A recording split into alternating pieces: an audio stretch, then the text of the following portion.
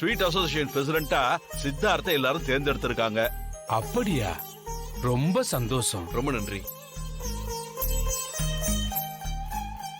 இப்ப தர்மகர்த்தாவும் உங்களுக்கு சந்தோஷமான விஷயத்தை தான் சொல்ல போறாரா? சொல்லுங்க தர்மகர்த்தா. ஐயா, நேத்தோட என்னோட தர்மகர்த்தா பதவி காலம் முடிஞ்சிருச்சு. கோவிலோட அடுத்த தர்மகர்த்தாவாவும் பொறுப்பாளராகவும் யாரை தேர்ந்தெடுக்கலான்னு தான் எங்களுக்குள்ள பேசிக்கிட்டு இருந்தோம். சுத்து வட்டாரத்துல இருக்கிற 9 ஊர் மக்களுமே உங்க குடும்பத்தை சேர்ந்தவங்களை தான் இந்த பதவிக்கு கொண்டு வரணும்னு நினைக்கிறாங்க. ஏன்னா இந்த முறை நீங்க இந்த கோவிலுக்கு செஞ்சிருக்கிற விஷயங்கள் ரொம்ப பெருசு. அதனாலதான் உங்க குடும்பத்தை சேர்ந்தவங்களை தான் தேர்ந்தெடுக்கணும்னு இங்க எல்லாரும் சொல்றாங்க.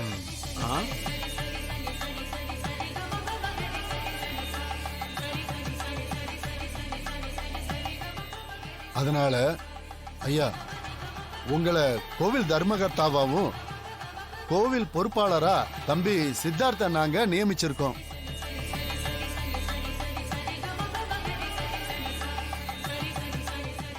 அதனால இந்த நவபாசன சிலை, கோவில் நகைங்க எல்லாத்தையும் உங்ககிட்ட ஒப்படைச்சிட்டு போலான்னு வந்திருக்காங்க ஐயா. இவ்வளவு பெரிய பொறுப்பை எங்களுக்கு கொடுக்கறீங்க. எல்லாரும் கடவுளை தேடித்தான் வருவாங்க. அந்த கடவுளையே பாத்துக்கிற பொறுப்பை உங்ககிட்ட கொடுத்திருக்கோம். ரொம்ப சந்தோஷம் சாமி, ரொம்ப சந்தோஷம். அம்மா ராணி, தர்ஷினி, சாமி கிட்ட இருந்து இது எல்லாத்தையும் வாங்கிட்டு உள்ள கொண்டு போய் பத்திரமா வைங்கம்மா. என்னன்னு தெரியலையே, சந்தோஷத்துக்கு மேல சந்தோஷமா நம்ம வீட்டு தேடி வந்துகிட்டே இருக்கு.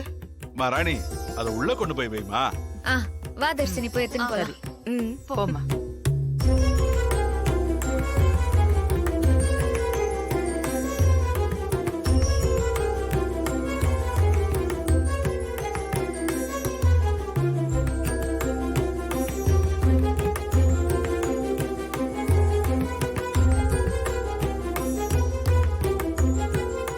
பாத்து பத்திரமா கொண்டு போ.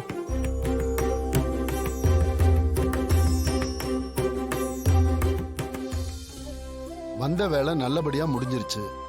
அப்ப நாங்க அப்படியே கிளம்புறோம் ஐயா. போயிட்டு வாங்க. ரொம்ப சந்தோஷம். சந்தோஷங்க ஐயா. வரேன் தம்பி. சரிங்க. வாங்க.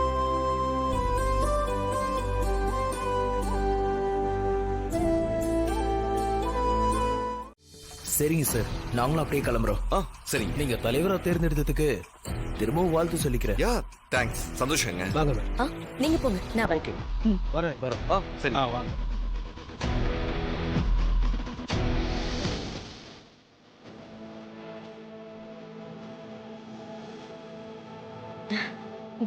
ஓகே சித்தார்த், அப்போ நானும் கிளம்புறேன்.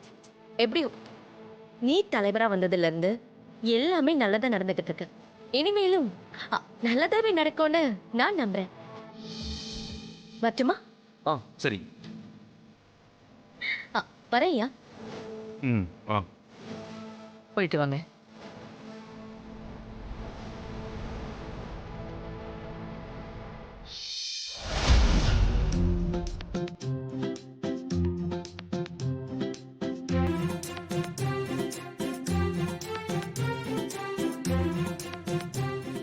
இப்ப நடந்த சந்தோஷமான விஷயங்களை என்னால நம்பவே முடியலைங்க.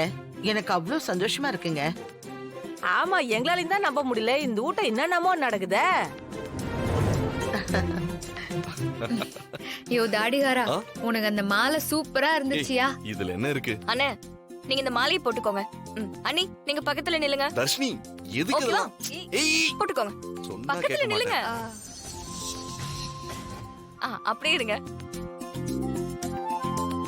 சரிங்க. ஐயோ, ரொமான்டிக்கா குர்ரா.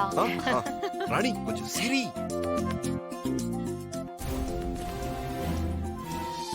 ஏ தர்ஷினி, என்னையும் சேர்த்து எடு. அட, வாங்க அத்தை, அப்ப எடு. நானும் ஒரு எலி சேர்த்து போட்டோ எடு. என்ன எல்லாரும் நிக்கிறீங்க? ஓகே, நீ எடு, எடு. அப்படியே எடு. ஓ, சரி சரி.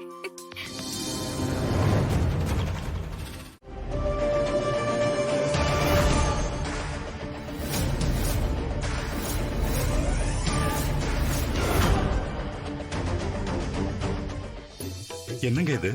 பெரிய வைரக்கல்லா இப்படி ஜொலிக்குது? மாமா, எனக்கு என்னமோ அது நாகமாணிக்கமா இருக்கும்னு தோணுது. டேய் என்னடா நீ இவ்ளோ பெரிய கல்லு பாம்பு வாய்க்குள்ள இருந்தா பாம்போட வாய் பொளந்துரும். அப்படியா சொல்றீங்க? இங்க பாருங்க, 2 பேரும் தயவு செஞ்சு கொஞ்ச நேரம் வாயை மூடிட்டு இருக்கீங்களா? சரி சரி. ம். என்னங்க இது? இதுக்கு பேருதான் இருள் கட்டு. இருள் கட்டா? ஏங்க இவ்ளோ ஜொலி ஜொலின்னு ஜொலிக்குது, இத போய் இருள் கட்டுன்னு சொல்றீங்க? எத்தனை தடவை சொன்னாலும் அறிவு இருக்காத அவங்க 2 பேருக்கும். நான் எதுவும் இல்ல, அவர்தான். இத வச்சுதான் நீங்க நவபாஷண சிலையை எடுத்துட்டே வர முடியும்.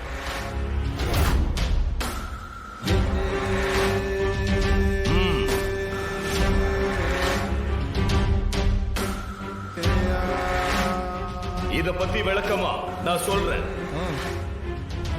இருள் கட்டு தெய்வ சக்தி, துஷ்ட சக்தி எது எதிரில் இருக்கோ அதை உள்வாங்கி எதிர்மறையா வெளிப்படுத்தக்கூடிய ஆற்றலை தனக்குள்ள வச்சிருக்கு.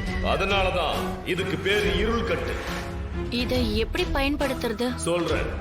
சாதாரண மானுட சக்தியாலையும் சரி, மற்றதாலையும் சரி, அந்த நவபாஷான சிலைய உடனே தொட்டு எடுக்கிறது ரொம்ப ரொம்ப கஷ்டம்.